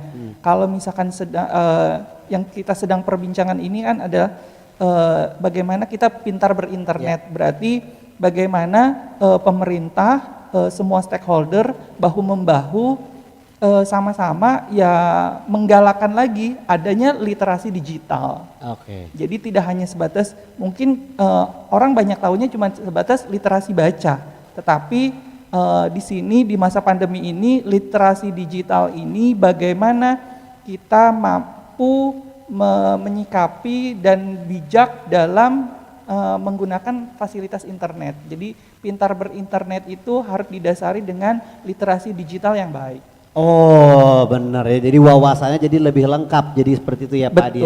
Oke Pak Adi, kita tahan dulu, aku mau coba ngobrol sama Pak Jaha yang dari tadi sebenarnya sudah menyimak obrolan kita berdua. Pak Jaha, mungkin ada yang mau ditanggapi Pak terkait tadi obrolan Glenn dan juga Pak Adi, salah satu guru dari SDN Anamui perbatasan Tangerang dan juga Bogor, gimana Pak? Pak Jaha dengar suara Glenn nggak Pak? Ya, pertama dengar. Ya, pertama sebenarnya yang penting itu adalah motivasi. Jadi cara kerja otak nih ya Pak, kebetulan saya adalah sekjen dari Asosiasi Neuroscience Terapan Indonesia.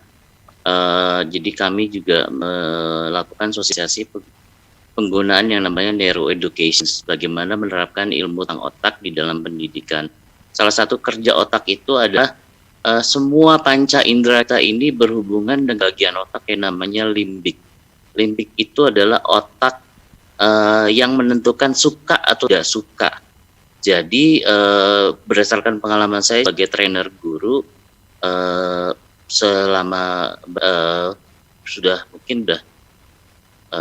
dari tahun 2000 20 tahun jadi trainer guru, itu kebanyakan rahasia sukses untuk pembelajaran kalau tatap muka adalah 2-3 menit pertama yang diisi dengan motivasi. Nah, kalau online, waktu memulai sebuah pembelajaran online itu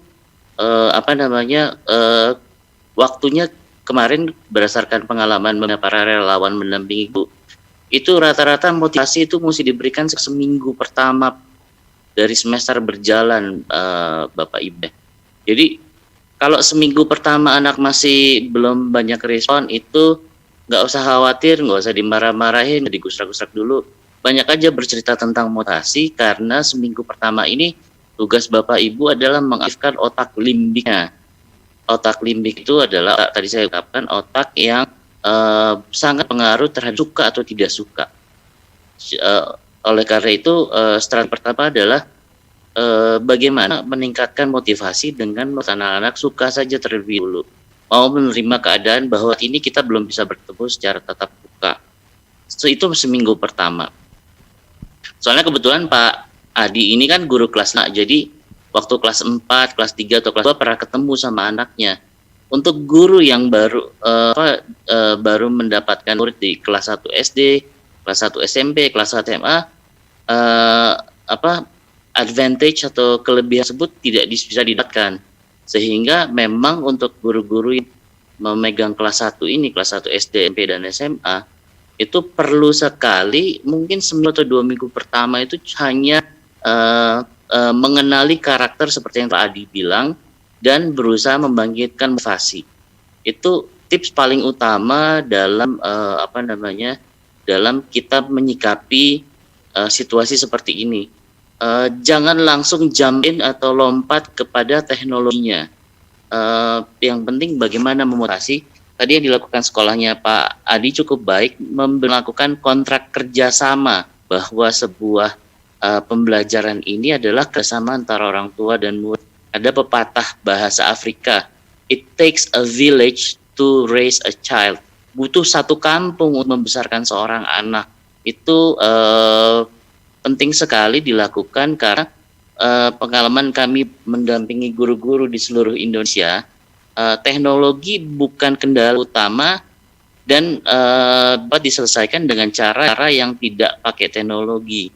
Contohnya di Kupang kalau saya nggak salah kemarin itu akhirnya guru menggunakan bukan kuota ini bukan internet tapi untuk membeli telepon yang gratis antar sesama atau antar operator.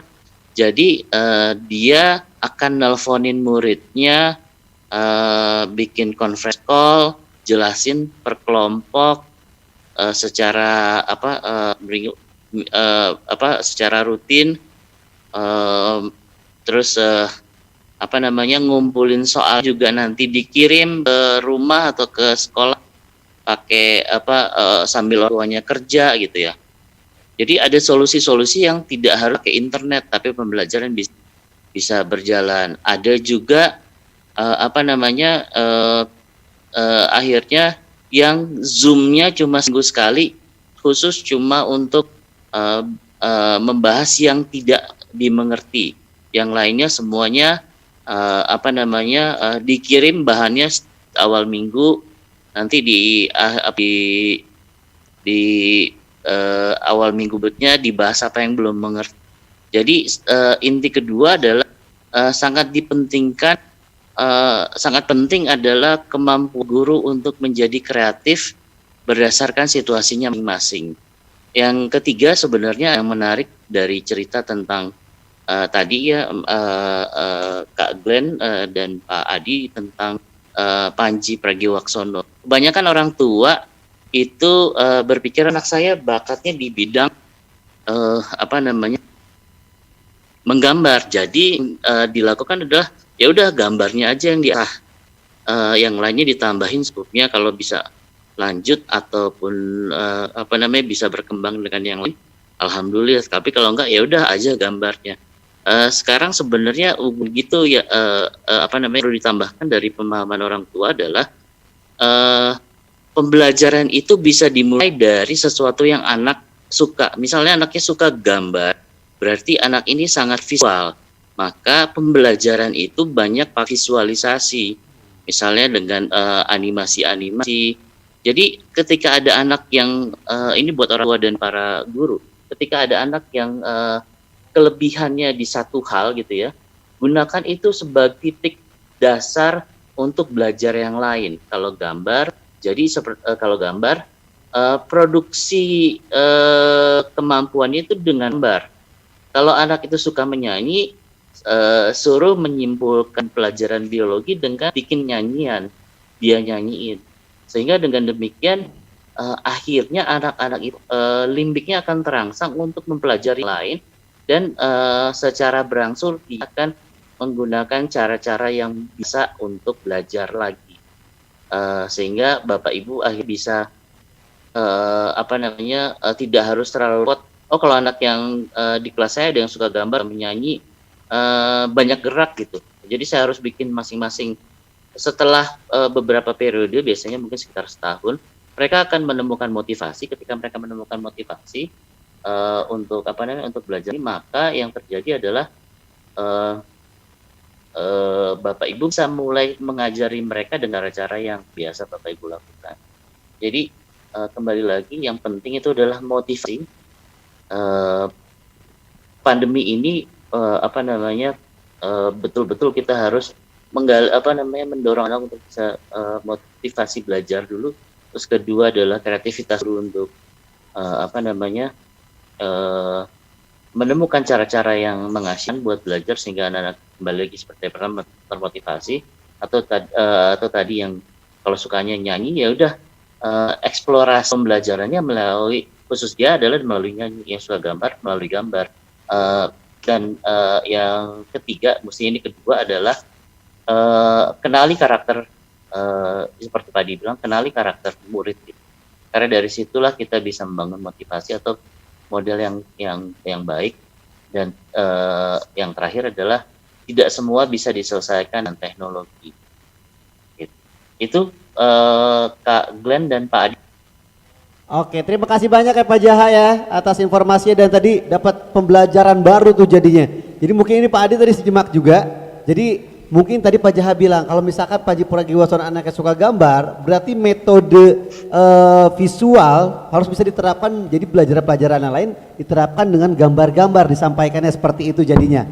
Nah mungkin juga sama Pak Adi, bisa disampaikan dalam metode belajar kepada murid-muridnya yang karakternya mungkin berbeda-beda tadi ya. Guru itu kan juga harus memahami macam-macam gaya belajar anak. Jadi Ya. gaya belajar anak itu kan ada secara video visual, Ya. auditori dan Nah. kinestetik. Jadi ketiga ini memang harus bisa dikombinasikan, dan kapan kita harus nge-approach ke anak-anak itu sesuai dengan ya tadi gaya belajarnya Gaya masing-masing. belajar. Nah, jadi mungkin ini juga pesan untuk orang tua yang sedang mendampingi murid-muridnya, ya anak-anaknya yang sedang nonton, ini bisa disimak untuk bisa dipraktekkan di rumah ya. Betul. Jadi ketika belajar dari apapun yang tadi sudah dipelajari, kalau misalkan untuk adik-adik nih yang belajar yang mungkin butuh ilmu tambahan, nanti bisa cari di internet. Sumber-sumbernya dibanyakin tuh. Di cross check pelajarannya, pengetahuan-pengetahuannya, arti-arti dalam bahasa Inggris, atau mungkin ilmu-ilmu lain bisa dicari di internet. Kemudian nanti pas ketemu ngobrol sama pak gurunya atau ibu gurunya, bisa ditanyakan keluhan-keluhannya atau kesulitan-kesulitannya seperti itu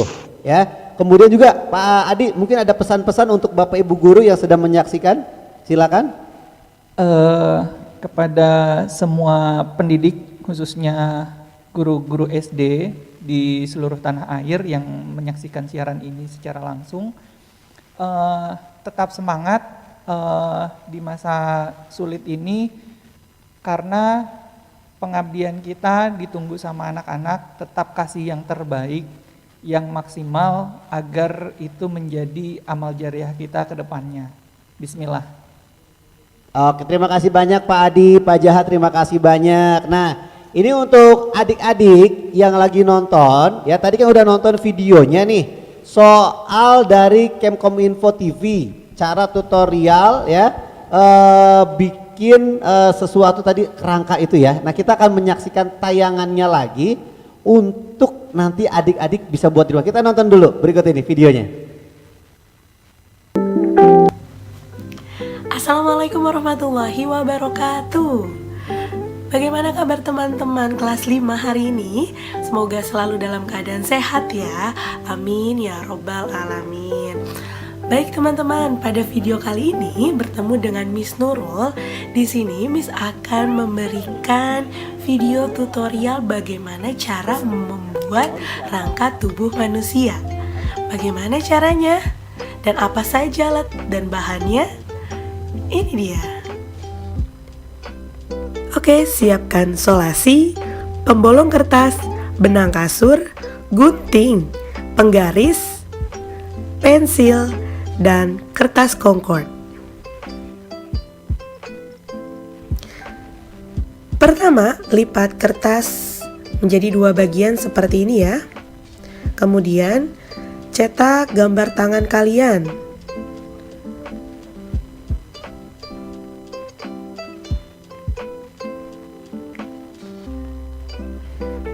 Kemudian cetak juga gambar kaki kalian ya. Setelah itu gunting gambar yang sudah kalian bentuk.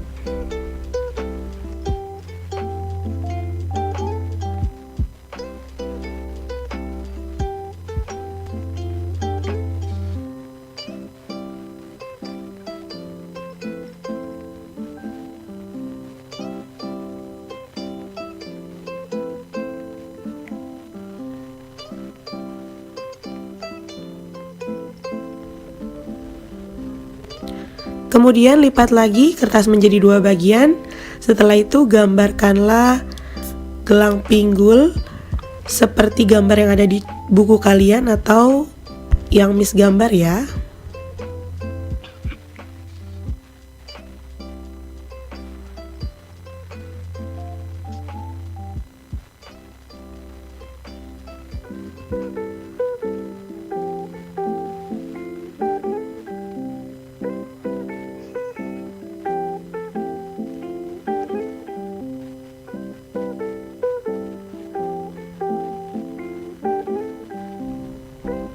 Setelah itu, lipat kembali kertas menjadi 2 bagian, kemudian gambarkan 6 persegi panjang. Untuk lebih rapi, kalian bisa gunakan penggaris ya. Setelah itu, gunting gambar yang sudah kalian bentuk. Ingat, menggunakan gunting harus hati-hati ya. Oke, bagian badan, tulang rusuk sudah jadi. Lanjut untuk membuat anggota gerak atas ataupun bawah. Sekarang buat tangan dan kakinya ya. Untuk bagian tangan kita potong sedikit ya, sekitar 5 cm. Jadi bagian tangan lebih pendek daripada bagian kaki. Buat tulang lengan atas dan tulang hasta ataupun tulang pengumpil. Setelah itu gunting.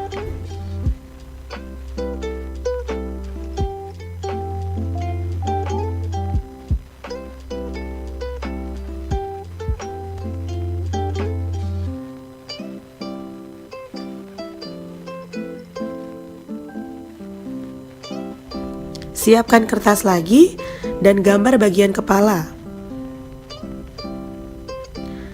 Gambar dengan 2 mata, 1 mulut dan 1 hidung. Kemudian gunting gambar yang sudah kalian bentuk.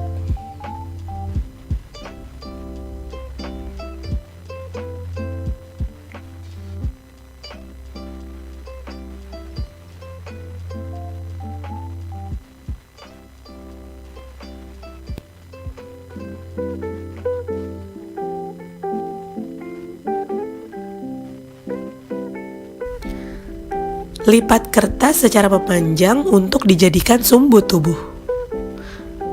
Kemudian bolongkan semua bagian rangka yang sudah kalian bentuk. Tempelkan kepala, badan dan gelang pinggul pada sumbu tubuh. Bisa menggunakan solasi ataupun lem kertas ya.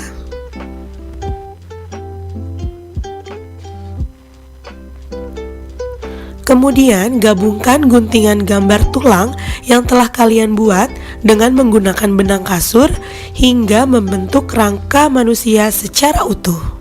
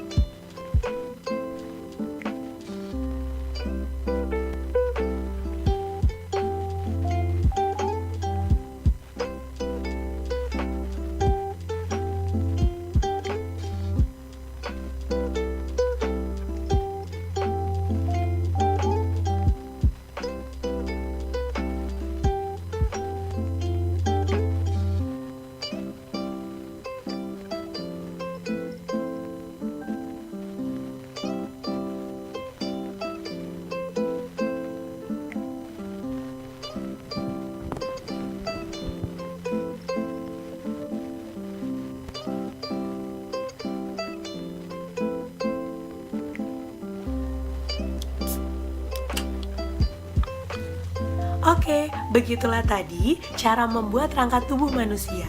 Sekarang kalian coba ya buat di rumah. Ayo lakukan dan ayo berkreasi. Tetap jaga kesehatan ya. Sampai berjumpa di lain kesempatan. Wassalamualaikum warahmatullahi wabarakatuh. Waalaikumsalam warahmatullahi wabarakatuh. Nah, jadi buat adik-adik, ini adalah video yang bersumber dari Nurul Badriah Al Syukro Universal. Nah, adik-adik nanti bisa melihat tayangan ini lagi, ngobrolnya bareng atau mungkin paparan dari Pak Jaha, obrolannya dari Pak Adi itu di Kemkom Info TV. Nah, jadi bisa dicek lagi video-video yang tadi juga ada. Nah, tadi kan udah dikasih tahu ya adik-adik ya video yang tadi. Gimana kalau misalkan adik-adik dikasih tantangan bikin kerangka tubuh seperti tadi? Nah ya, karena ini ada hadiahnya nih. Ini namanya adalah challenge-nya DIY, do it yourself. Jadi kalian adik-adik boleh buat sesuai kemampuan adik-adik ya. Itu dibuat kerangka tubuhnya, kemudian nanti dibuat videonya. Nah, videonya nanti diposting ke WhatsApp ya, paling lambat itu 7 Oktober 2020. Nah, 7 Oktober 2020, waktunya masih sekitar 2 minggu lagi. Nomor WhatsAppnya boleh dicatat nih adik-adik, 0857 1431 035. Oke, boleh 0857 ya 1431 035. Boleh di Oke, 0857 1431 0351. Nah, silakan.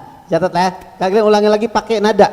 0857 143 10 tenetet 351. Oh, nggak masuk nadanya ya. Oke, dicatat itu nomornya karena nanti 10 video yang paling menarik akan ditampilkan di webinar sesi kedua dan nanti akan mendapatkan hadiah menarik, merchandise menarik dari Telkom. Woi, asik ya. 10 video yang paling menarik dalam membuat video tadi tutorial kerangka tubuh. Nah, Kak Glenn juga pengen kasih tahu nih. Kalau misalkan adik-adik, ini kan buat video simple aja, nggak perlu ribet-ribet ya. Ada cara yang ribet, bikin video tutorial tanpa harus editing. Nah, adik pertama bukakan video nih ya. Nah, kalau tanpa proses editing, ketika adik-adik nge-record, pencet record, kan keluar tanda merah tuh. Nanti kalau misalkan udah, adik-adik kalau misalkan belum selesai dikelilingin misalkan lagi record, itu jangan pencet stop, tapi pencet pause. Pause dulu, misalkan adik-adik mau ngerangkai apa. Nanti kalau misalkan udah siap untuk record, pencet lagi yang record, jangan yang stop. Nanti videonya itu akan nyambung. Oke, jadi tanpa proses editing. Simple, tapi semoga video tersebut jadi keren. Nah, buatlah keren menurut versi adik-adik sendiri. Jadi silakan diposting ya, nanti dikirim videonya sekali lagi ke WhatsApp. Tadi nomornya sudah dicatat, udah belum?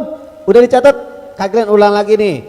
0857 1431 0351. Nah, udah ya. Oke, nanti dikirim lewat WhatsApp paling lambat tanggal 7 Oktober dan 10 terbaik nanti akan dapat merchandise menarik dari Telkom ya.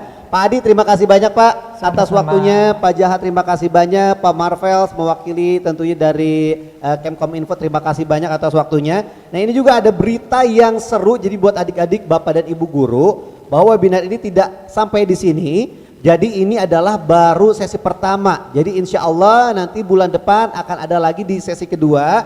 Dan kalau misalkan adik-adik ingin mendapatkan informasi yang sama, mungkin boleh dibagikan teman-temannya di sekolah yang belum dapat. Silakan dicek di Kemkom Info TV ya. Jadi silakan langsung dicek di sana dan bisa ditonton berkali-kali. Jangan lupa like, komen dan subscribe serta bunyikan loncengnya. Oh, udah kayak YouTubers ya. Oke, yang pasti sampai ketemu lagi nanti di sesi kedua dan jangan lupa juga untuk tetap menjaga kesehatan. Kalau misalkan adik kemana-mana pakai masker, maskernya yang benar ya, nggak boleh masker scuba lagi sekarang, masker medis boleh tapi yang tebal boleh, yang ditutupin pakai tisu lagi dalamnya juga boleh. Yang penting jaga kesehatannya. Jangan lupa juga berolahraga, semangat terus banyak membuat karya dan lebih produktif lagi. Jangan lupa belajar, semangat belajar dari manapun, yang penting ilmunya tetap bertambah. Nanti kita ketemu lagi tentunya barengan sama acara Kemkom Info belajar pintar berinternet. Saya Debbie Glenn Firmansyah, pamit undur diri. Terima kasih banyak. Wassalamualaikum warahmatullahi wabarakatuh. Dadah.